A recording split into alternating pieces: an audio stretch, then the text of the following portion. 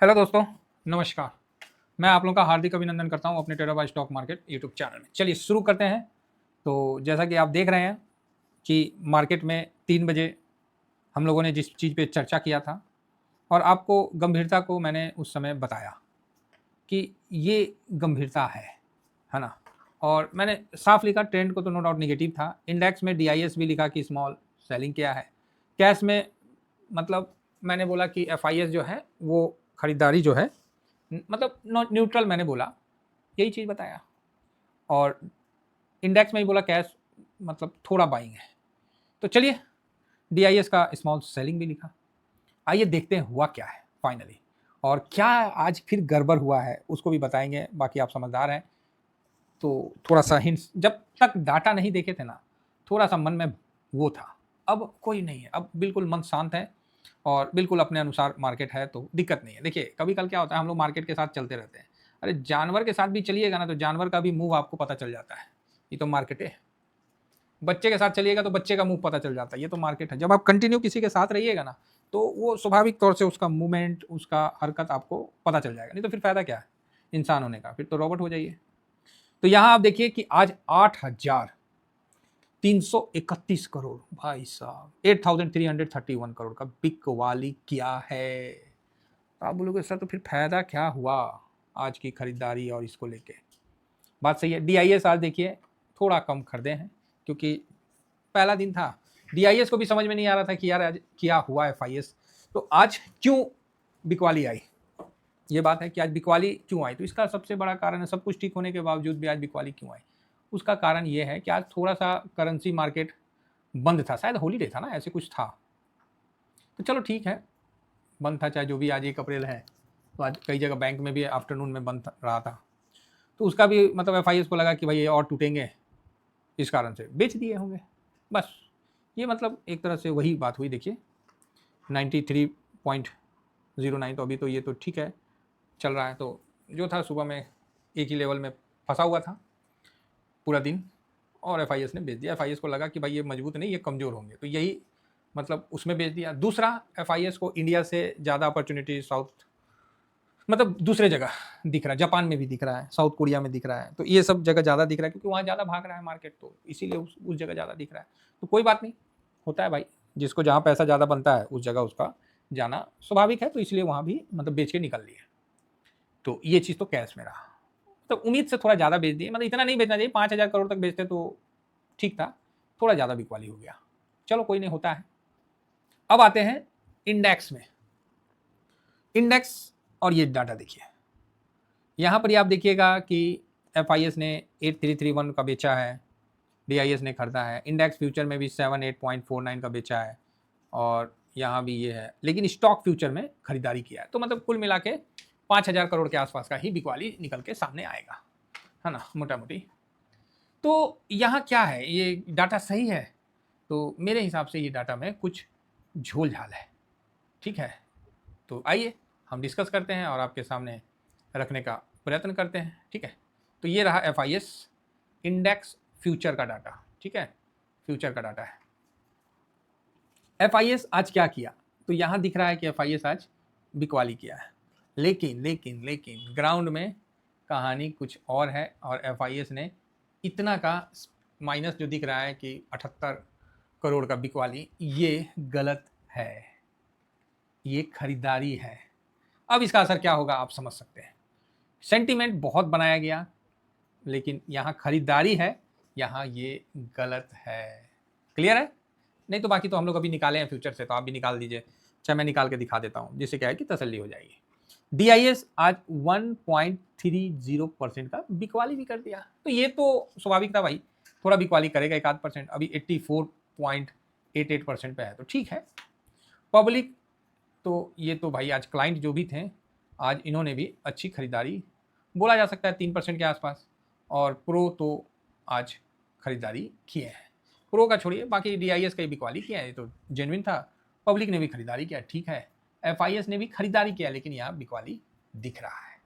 चलिए, तो कुल मिला के तो आप बोलिएगा नहीं सर आप गलत बोल रहे हैं, चलो भाई हम गलत बोल सकते हैं, डाटा तो गलत नहीं ना बोलेगा, हम गलत बोल सकते हैं कैलकुलेशन तो नहीं ना, जोड़ घटाव तो गलत नहीं बोलेगा, तो एक बार जोड़ घटाव में नज़र मार लेते हैं जिससे तसल्ली हो जाए। ये देखिए 1 तारीख का है, इन दोनों का योग क्या होगा, मतलब ऐड कर लीजिए।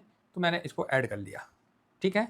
तो ऐड करने के बाद आपके पास क्या आता है उसको आपको मैं दिखला देता हूँ कि 391771 आता है, अर्थात 63475 इंटू 100 डिवाइडेड बाई 391771। इसको जब करिएगा तो ये 16.20 आया, ठीक है। कल क्या था, तो 15.12 था, तो कितना का डिफरेंस हो गया, तो 1 पॉइंट इसमें माइनस कर दीजिए 0.8%। 1% की खरीदारी FIS की तरफ से आई है, लेकिन वो दिख नहीं रहा है या फिर दिखाया नहीं जा रहा है। जो भी हो मुझे तो नहीं पता, क्योंकि ज़्यादा बोलूँगा नहीं नहीं तो गड़बड़ हो सकता है, ठीक है। तो बाकी अपना क्लोजिंग जो था 22,679 पे हुआ है, मतलब 22,679 पे क्लोजिंग हुआ है। अच्छा क्लोजिंग है, ख़राब नहीं है, ठीक है। अभी थोड़ा सा फ्यूचर में देख लें कि क्या चल रहा है, जिससे मन में शांति हो जाए कि हाँ भाई हम लोग का क्लोजिंग ठीक है कि नहीं है। तो यहाँ पर ही आपको फ्यूचर में SGX निफ्टी 22,933 दिख रहा है। थोड़ा सा रिफ्रेश कर लेते हैं, चलो 930 हो गया। अब गिफ्ट निफ्टी में भी देख लेते हैं, तो ये 912 दिख रहा है। तो SGX को ही पकड़ लेते हैं, चाहे इसी को पकड़ लीजिए। तो मोटा मोटी 250 पॉइंट का तेजी आपको क्लोजिंग से यहाँ देखने को मिल रहा है, तो अच्छा माना जा रहा है। और यहाँ पर थोड़ा सा डाउ जोन की तरफ देख लेते हैं, यूएस मार्केट। तो यूएस मार्केट में 400 पॉइंट की तेजी। नेस्डेक को देखते हैं, तो नेस्डेक भी आपको 1.5% अप है। S&P 500 को एक बार नज़र मारते हैं तो ये भी 1% अप है। रसल 2000 स्मॉल कैप ये भी 1.61 और फैंग इंडेक्स 2% की तेजी के साथ आगे बढ़ रहा है। ये एक अच्छी बात है। साथ में ब्रेंट को देखते हैं, तो ब्रेंट 102 पे डटा हुआ है, टिका हुआ है, वहां पर ही लगा हुआ है। चलो जी बढ़िया बात है, अच्छा है। यूएस का बॉन्ड यील्ड ये 4.30 से बढ़ के 3.1 आ गया, ये अच्छा नहीं है। ये थोड़ा सा बढ़ना ठीक नहीं है, नहीं तो ये तो 2.8 तक चला गया था, तो वहां से थोड़ा सा बढ़ गया है, तो कोई बात नहीं। अब आइए एडीआर को थोड़ा सा चेक कर लेते हैं कि क्या हमारे एडीआर में कोई बड़ा कुछ तो नहीं दिख रहा है।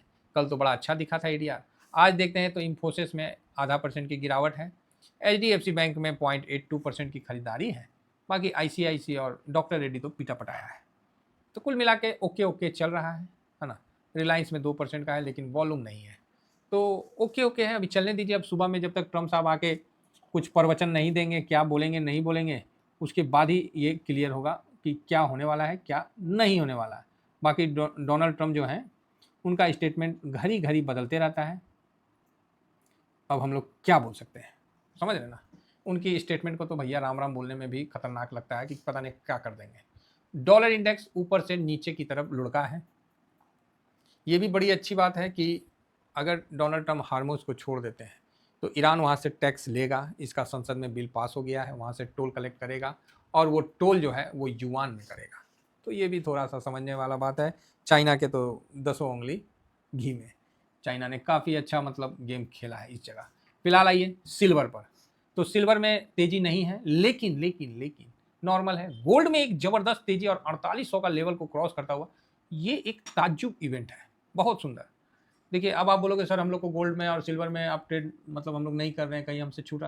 भाई इतना वॉलेटाइल है ना इस जगह कि डर ज़्यादा लग रहा है। सही बता रहे हैं। जो जी थोड़ा सा क्या है ना, यहाँ आप फंस सकते हो, चाहे मैं फंस सकता हूँ, इसीलिए यहाँ कम कर रहा हूँ। इक्विटी में क्या है कि अब भाई गिर गिरा गया है तो अब ऊपरे ना आएगा, तो वहाँ थोड़ा सा मन में संतुष्टि है। तो इस कारण से आपको ये चीज़ देखने को मिल रहा है। बाकी जिनका आ रहा है वो अपना प्रॉफिट बुक करते चलें और बिल्कुल बिंदास होकर आगे बढ़ें। तो गिफ्ट निफ्टी की तेज़ी काफ़ी अच्छी बताई मतलब दिख रही है, और इस उम्मीद से कल अगर मार्केट खुलता है तो 23,200, देखिए 23,200 तक आप लोगों को जिसको SIP करना है कर लीजिए, क्योंकि उसके बाद थोड़ा सा होल्ड करना पड़ेगा। तो 63.24 इसका रेशियो चल रहा है, जो कि ओके ओके है गोल्ड सिल्वर का। तो गोल्ड में जो तेज़ी हो रही है बड़ी अच्छी बात है, और 4800 का लेवल क्रॉस किया है, तो ये बहुत ही उम्दा विषय है। अगर 4800 क्रॉस करेगा तो फिर वो 5200 की तरफ बढ़ेगा। चलिए ओवरऑल ठीक है, हम लोग का पोजीशन जैसा जैसा है वैसा वैसा हम आपको बता रहे हैं और आप लोगों को दिखा भी रहे हैं, है ना। बने रहिए हमारे साथ। रिटर्न तो सर बनाना है, थोड़ा सा देर ही लगेगा, चाहे जो भी लगे। रिटर्न अपना आराम से बनाने का है, हड़बड़ाने का नहीं, शांति से चलने का है। क्योंकि न्यूज़ में जाएंगे तो इतना ज़्यादा न्यूज़ पे व्यू है ना कि सर क्या करें, कहाँ पर ही मतलब कुछ मतलब समझ में नहीं आता। इसीलिए भैया हम लोग ETF में है, चुप करके आगे बढ़ने में ही बेनिफिट है। तो ये फ्री टेलीग्राम है, जरूर ज्वाइन करिए। और स्विंग और शॉर्ट स्विंग दोनों मेरा अपना चैनल है, तो इसको आप ज्वाइन करके चलिए, मार्केट में जैसा होता है। और यही कारण था, आज एफआईएस की बिकवाली सुबह में पता चल गया था, इसलिए हम लोगों ने एक ब्रेक डाला और बोला कि नहीं, अब आफ्टरनून, सीधा आफ्टरनून, क्योंकि उस समय एहसास हो गया था कि यहाँ थोड़ा सा, हालांकि जहाँ भी बाइंग किए थे एक जगह दो जगह अच्छा रहा, अदरवाइज सब जगह थोड़ा माइनस ही रहा। तो माइनस तो हम लोग का जन्मसिद्ध अधिकार है, लाल नहीं देखेंगे तो कैसे होगा। 30 तारीख को भी खरीदे तो लाल में बंद हुआ, आज वो वहाँ पर ही, तो भाई साहब तेजी ऐसी है कि क्या बताएं, और मज़ा आ गया। और आज जो खरीदे वो भी लाल हुआ, कोई नहीं, कल वो भी ठीक हो जाएगा। तो यहाँ अब एफआईएस पे हम लोग को थोड़ा सा फोकस को रोकना पड़ेगा। हालांकि एफआईएस के आने से तेजी अच्छी होती है, क्योंकि वो तेजी खेलना जानते हैं, समझे ना। मंदी खेलना एफआईएस नहीं उतना जानते हैं, वो तेजी खेलना जानते हैं। तो चलिए, उम्मीद करता हूँ कि 26-27 आप लोगों का रिटर्न अच्छा बने। इसी शुभकामना से अपनी वाणी को विराम देता हूँ। Thank you very much. जय हिंद, जय भारत।